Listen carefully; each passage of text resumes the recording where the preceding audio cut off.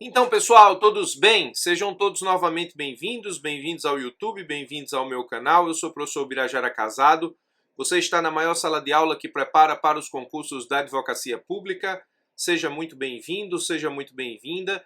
Fique muito à vontade aqui comigo para discutir tudo o que é importante para os concursos de procuradoria.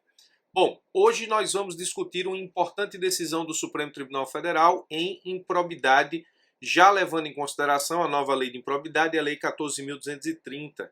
Pois é, essa lei ela é de 2021 e já chegou ao Supremo Tribunal Federal as discussões atinentes à aplicação da Lei 14.230, especialmente sobre as questões da prescrição. Hoje nós vamos tratar sobre exatamente prescrição em improbidade, mas levando em consideração aquilo que trata a Lei 14.230. No curso desse vídeo eu vou te explicar exatamente qual é o grande problema dessa discussão. Estamos falando de uma decisão do Supremo Tribunal Federal, eu coloquei STJ aqui, mas está errado, é do Supremo Tribunal Federal, no agravo em recurso extraordinário 843.989. Então, tenha cuidado, acompanhe comigo, porque significa dizer que a nova lei de improbidade já está no Supremo Tribunal Federal e nós já temos decisão do Supremo Tribunal Federal, ainda que seja uma decisão não de mérito, mas uma decisão que trata da Lei 14.230. Isso tem muitas chances de cobrança nos próximos concursos da advocacia pública. Bom, a primeira coisa que eu preciso te dizer é que aquela prescrição de 5 anos que nós tínhamos na lei de improbidade anterior, ou seja, antes da lei 14.230, ela não existe mais. A lei anterior, com a redação anterior, a redação antes da lei 14.230, a redação original, estabelecia a prescrição na ação de improbidade. No que diz respeito àquelas praticadas pelo servidor público, você aplicaria o prazo previsto na lei do servidor para as demissões, ou seja, para os atos que esse servidor praticava sujeitos à demissão. O prazo prescricional para a administração estabelecer a aplicação da pena de demissão ao servidor, de acordo com a sua lei estadual, seria o mesmo prazo prescricional para que, nesse caso, esse servidor público responda por improbidade. Então, nós tínhamos uma aplicação de prazo prescricional a depender da lei do servidor que você estava tratando, se municipal, se estadual ou se federal, no caso, a Lei 8.112. Normalmente, a Lei 8.112 estabelece enquanto prazo prescricional 5 anos, para que a administração possa aplicar a pena de demissão ao servidor que pratica atos sujeitos à pena de demissão, e esse prazo de 5 anos ele é comumente reproduzido por leis estaduais e municipais quando tratam do regime dos seus servidores. Mas a redação anterior remetia, portanto, à lei do servidor a questão do prazo prescricional. Agora não. Agora nós temos um prazo geral de 8 anos e nós temos prazos de prescrição intercorrente na Lei 14.230. Eu preciso te explicar isso agora. O artigo 23, com a redação dada pela Lei 14.230, trata do prazo prescricional na ação de improbidade e diz assim: a ação para aplicação das sanções previstas nesta lei prescreve em 8 anos, contados a partir da ocorrência do fato ou, no caso de infrações permanentes, do dia em que cessou a permanência. Então nós temos aqui um prazo prescricional geral de 8 anos. Esse é o prazo de prescrição geral na Lei 14.230, ou seja, na redação que a Lei 14.230 deu à Lei de Improbidade. Mas aí você também tem o prescrições intercorrentes, ou prazos prescricionais intercorrentes. E aqui eu criei uma tabela para que você entenda efetivamente como esses prazos de prescrição intercorrentes eles são aplicados. Vamos lá. Do ajuizamento da ação, então, do momento em que existe o ato de improbidade, a partir da ocorrência do fato, ou no caso de infrações permanentes, no dia em que cessou a permanência, então, a partir desse momento, começa a contar o prazo prescricional para o ajuizamento da ação de improbidade. Quando eu ajuizo a ação de improbidade, nesse caso, dentro do prazo de 8 anos, o prazo de prescrição ele é interrompido. Significa dizer que começa a contar um novo prazo prescricional. E se começa a contar um novo prazo prescricional no curso da ação de improbidade, eu estou tratando de prescrição intercorrente. E funciona assim. Do ajuizamento da ação de improbidade até a sentença condenatória, isso tem que acontecer em 4 anos. Se a sentença condenatória ela sair, nesse caso, em tempo superior a 4 anos do ajuizamento da ação, a prescrição aqui intercorrente se aplica e fulmina a pretensão punitiva do legitimado para a ação de improbidade, seja Ministério Público, seja Fazenda Pública, porque o Alexandre de Moraes devolveu a legitimidade para a Fazenda Pública em uma medida cautelar em ação de inconstitucionalidade. E aí, nesse caso, óbvio que essa decisão monocrática ela precisa ser referendada pelo Pleno do Supremo, mas nesse momento nós temos a Fazenda Pública com legitimidade. Mas voltando à questão da prescrição intercorrente, do ajuizamento para a sentença condenatória, esse pulo aqui processual, do ajuizamento até a sentença, ele não pode ultrapassar 4 anos. Se ele ultrapassar, prescrição intercorrente.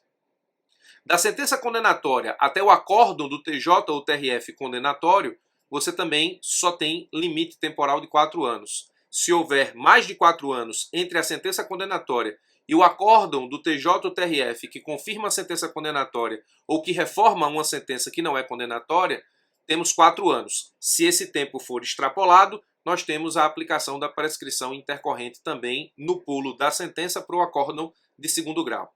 E do acórdão de segundo grau para o acórdão de superposição, você também tem 4 anos. Porque nesse caso, no momento em que você ultrapassa os 4 anos entre o acórdão do TJ ou do TRF e o acórdão do STJ ou do Supremo, condenatórios no caso, você também tem a prescrição intercorrente fulminando a pretensão jurídica punitiva, seja do Ministério Público, seja da pessoa jurídica de direito público interessada. Então, você tem uma prescrição geral de 8 anos e você tem prescrição intercorrente com prazos interruptivos exatamente entre os pulos processuais. Ajuizamento, sentença, acórdão de segundo grau, acórdão de tribunal de superposição.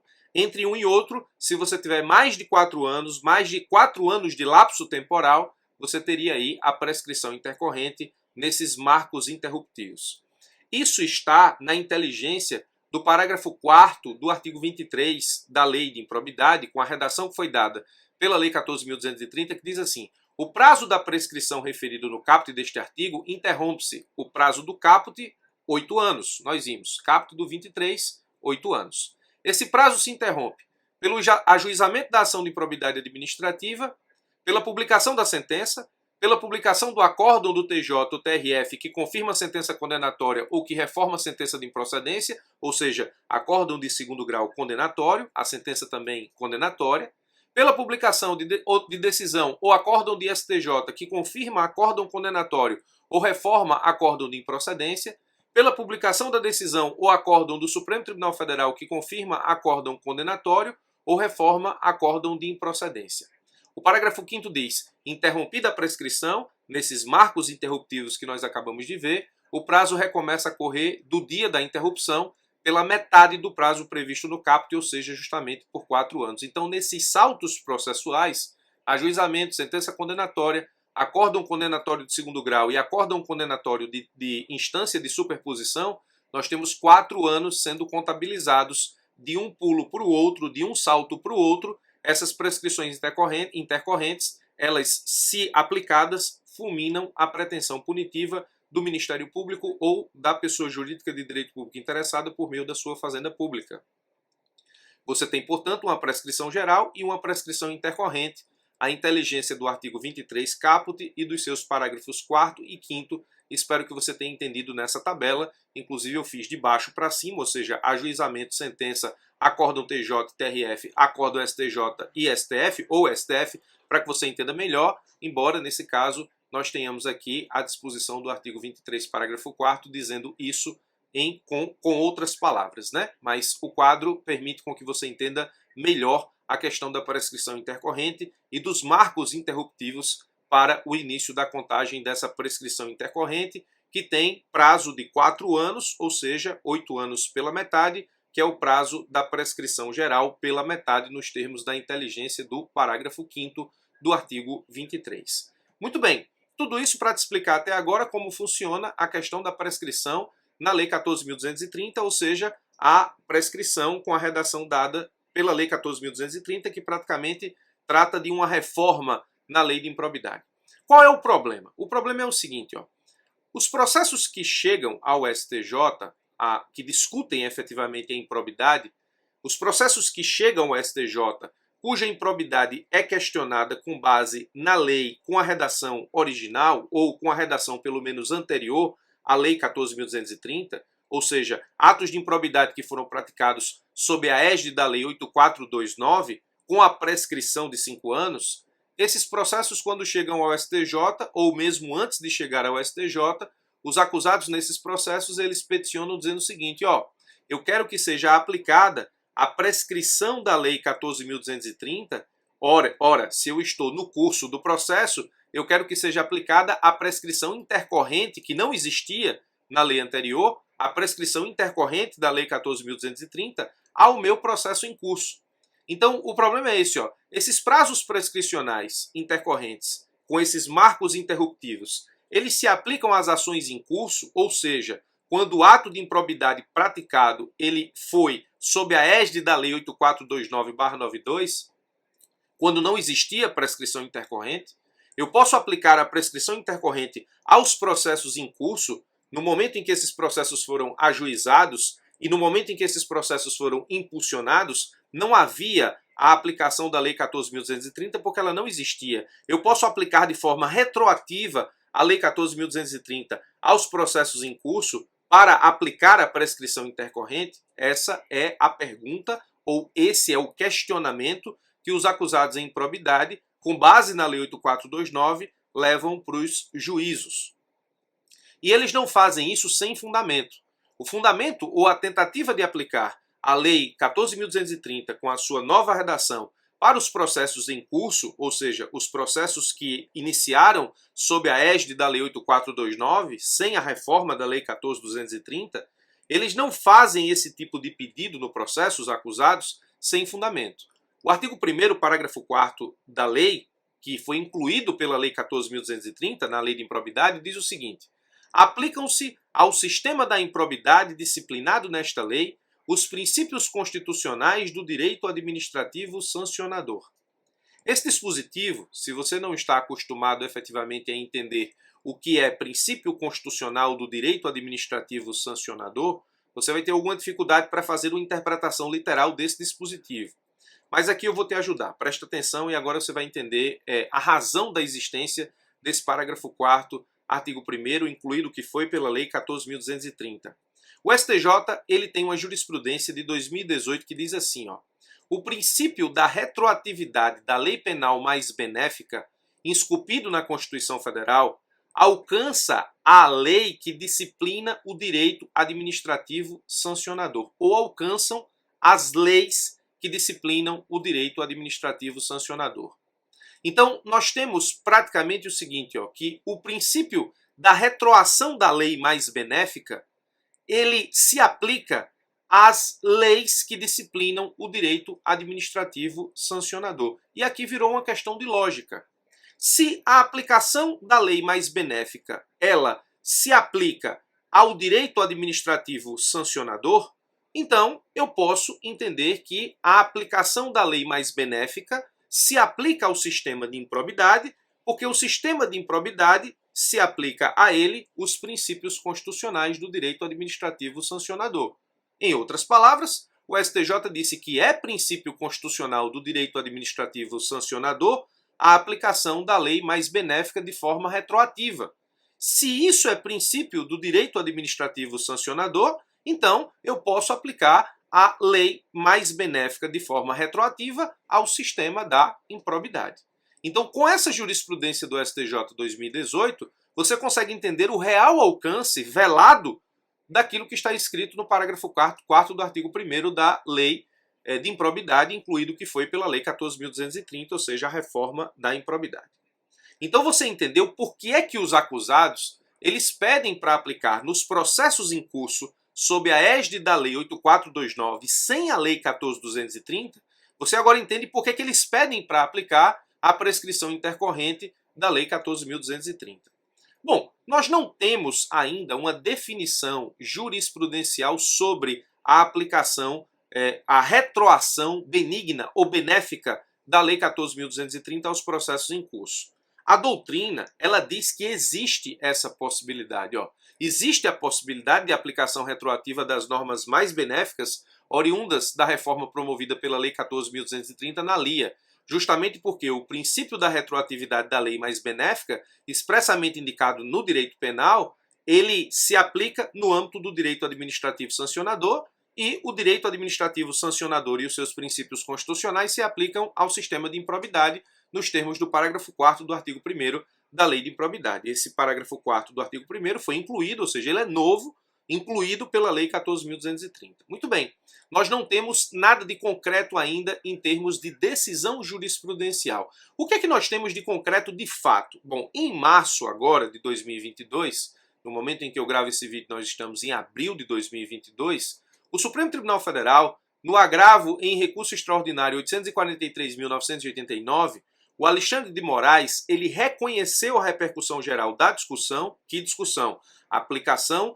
retroativa da Lei 14.230 aos processos de improbidade em curso. Ele reconheceu repercussão geral e ele mandou suspender os processos em que se discute a aplicação retroativa da Lei 14.230. Então, o relator, ministro Alexandre de Moraes, esclareceu que, com efeito, o tema controvertido é portador de ampla repercussão e de suma importância para o cenário político, social e jurídico. A matéria não interessa apenas, única e exclusivamente, as partes envolvidas na lide, ou seja, é a objetivação da discussão, a essência da repercussão geral. O ministro acrescenta que, por essas razões, manifesto-me pelo reconhecimento da repercussão geral da matéria constitucional para a definição de eventual irretroatividade ou retroatividade das disposições da Lei 14.230, em especial em relação à necessidade da presença do elemento subjetivo dolo para a configuração do ato de improbidade, inclusive no artigo 10 da LIA, ou seja, a nova lei de improbidade só admite o ato de improbidade com elemento subjetivo dolo, não existe mais o elemento subjetivo culpa para as hipóteses do artigo 10 da Lei de Improbidade Administrativa, os atos de improbidade que geram prejuízo ao erário, e no que diz respeito também à aplicação dos novos prazos de prescrição geral e intercorrente. Então, ele mandou suspender os processos até que o Supremo defina se vai ou não haver a retroatividade da Lei 14.230 para a aplicação da sua legislação mais benéfica, das suas disposições mais benéficas aos processos em curso. Muito bem, isso é o que temos de concreto. Agora, quais são os processos que estão definitivamente suspensos pela decisão do Alexandre de Moraes? São todos? Não, não são todos. A suspensão atinge apenas os recursos especiais nos quais suscitada, ainda que por simples petição, a aplicação retroativa da Lei 14.230. Então, ele só suspendeu os processos que estão no Superior Tribunal de Justiça. O Alexandre de Moraes, ele consignou não ser recomendável o sobrestamento dos processos nas instâncias ordinárias, ou seja, abaixo do STJ, leia-se juiz de primeiro grau, TJ e TRF, ou seja, juiz de primeiro grau e segundo grau de jurisdição, haja vista que a instrução processual e a produção de provas poderiam ser severamente comprometidas, então ele não suspendeu os processos que estão em sede de primeiro e segundo graus, e B, eventuais medidas de constrição patrimonial devem ser prontamente examinadas em 2 graus de jurisdição. Então, os processos que estão em primeiro grau e em segundo grau de jurisdição, primeiro grau e segundo graus de jurisdição, continuam, nesse caso, com ampla movimentação, ainda que seja suscitada a questão da aplicação da retroatividade da Lei 14.230. Então, no quadro que nós fizemos lá em cima sobre os marcos interruptivos, o STJ ele está aqui, ó. Então, o ministro Alexandre de Moraes reconheceu repercussão geral sobre a discussão acerca da retroatividade da Lei 14.230 para a aplicação dos marcos interruptivos nos processos em curso, aqueles que existem antes da Lei 14.230, aqui apenas os processos que se encontram no Superior Tribunal de Justiça, ou seja, via recurso especial. Agora, presta atenção. Aqueles que foram ajuizados, aqueles que já foram sentenciados e aqueles que estão no TJ e no TRF, nesse caso, nós temos a possibilidade de continuar com os processos em andamento. Agora, existe um problema sério aqui. Qual é o problema sério? O ministro, ele suspendeu o processo que está no STJ. E nós vimos que, do acórdão do TJ ou TRF condenatório para a decisão do STJ, no acórdão condenatório, se você passar mais de 4 anos nesse pulo processual, então você teria aqui a prescrição da pretensão punitiva do Ministério Público ou da Fazenda Pública, da pessoa jurídica de direito público interessada por meio da sua procuradoria. Então o ministro criou um problema. Eu diria que o ministro deu um bug no sistema. Ele criou uma incoerência no sistema. Ele suspendeu os processos que estão no STJ e se o Supremo Tribunal Federal decidir que a Lei 14.230 ela se aplica de forma retroativa aos processos em curso, no momento em que eu aplicar os marcos interruptivos e a prescrição intercorrente do acórdão do TJ ou TRF para o acórdão do STJ, que ficou suspenso, e se ultrapassou 4 anos, eu vou ter que aplicar a prescrição da pretensão punitiva do Ministério Público ou da pessoa jurídica de direito público interessada. Então o ministro criou um bug porque se o Supremo decidir pela retroação da Lei 14.230, automaticamente, se esse processo esperou mais de 4 anos para o acórdão do STJ, eu teria que aplicar a prescrição punitiva, ou melhor, a prescrição da pretensão punitiva exatamente nos termos da Lei 14.230. Ele criou um bug, ele criou um problema, ele criou uma incoerência no sistema. De novo, se o Supremo aplicar de forma retroativa a Lei 14.230 e aplicar os marcos interruptivos e a prescrição intercorrente, o processo que ficou lá no STJ por mais de 4 anos, contando o tempo em que ele foi movimentado no STJ, mais o tempo em que ele foi suspenso pela repercussão geral reconhecida pelo Alexandre de Moraes no que diz respeito à pretensão de aplicar a 14.230 de forma retroativa, se passou mais de 4 anos entre movimentação e suspensão no STJ, eu vou ter que aplicar o marco interruptivo, ou seja, do acórdão do TJ para o STJ, mais de 4 anos, eu vou ter que aplicar a prescrição intercorrente da pretensão punitiva do Estado ou do Ministério Público no que diz respeito ao reconhecimento da improbidade. Ele criou, de novo, um bug. Ele criou uma incoerência do sistema. O ministro criou um problema. Ao chegar no STJ e ficar suspenso entre suspensão e andamento por mais de 4 anos, a pretensão estará prescrita no caso de aplicação da nova lei de forma retroativa.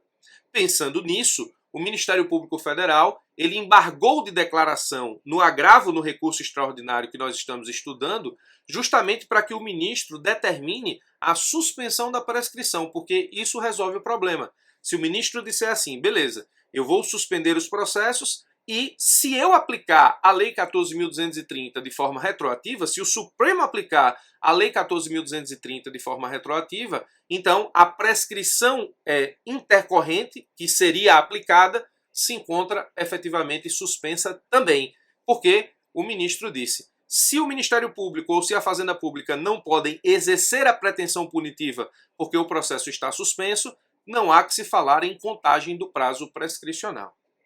Então, o Ministério Público percebeu o bug, o Ministério Público Federal percebeu o bug, percebeu a incoerência, percebeu o problema e embargou declaração. O Alexandre de Moraes entendeu que se a pretensão punitiva não pode ser exercida durante a suspensão do feito, e de fato não pode, o processo está suspenso, então não há que se falar em curso do prazo prescricional. Então essa parte aqui é justamente a fundamentação do Alexandre de Moraes para dar provimento aos embargos de declaração do Ministério Público, embargos de declaração com efeitos infringentes. Então o ministro Alexandre de Moraes determinou a suspensão dos prazos prescricionais nas ações de improbidade até o julgamento do mérito do tema 1199, resguardando o exercício da pretensão sancionatória estatal e assegurada a efetividade dos processos já instaurados. Então, você tem essa circunstância no que diz respeito à decisão do Alexandre de Moraes nos embargos de declaração do Ministério Público Federal. Em outras palavras, o Alexandre de Moraes nada mais fez do que assegurar a não aplicação da prescrição intercorrente enquanto o processo estiver suspenso pela repercussão geral do tema 1199. Se o Supremo, ao final e ao cabo, entender pela aplicação retroativa dos benefícios da Lei 14.230, ou seja, da prescrição intercorrente que está estabelecida na nova lei, nós temos, nesse caso, exatamente que a prescrição se encontra suspensa justamente para que, se ultrapassado o lapso dentro do STJ dos 4 anos, eu não aplique a lei de forma retroativa, já tendo que reconhecer a prescrição intercorrente em razão da suspensão para a discussão do tema 1199. E com isso, o ministro Alexandre de Moraes desfez o bug, resolveu o problema e retirou a incoerência do sistema a partir do julgamento dos embargos de declaração do Ministério Público Federal. Isso só demonstra efetivamente que a lei de improbidade, a nova lei de improbidade ou a reforma da lei de improbidade, promovida pela Lei 14.230, já chegou no Supremo Tribunal Federal, que você precisa se ligar muito com esse tema, porque a tendência é que isso seja muito mesmo cobrado nas próximas provas de procurador. Espero ter te ajudado com mais essa, forte abraço e até os nossos próximos encontros.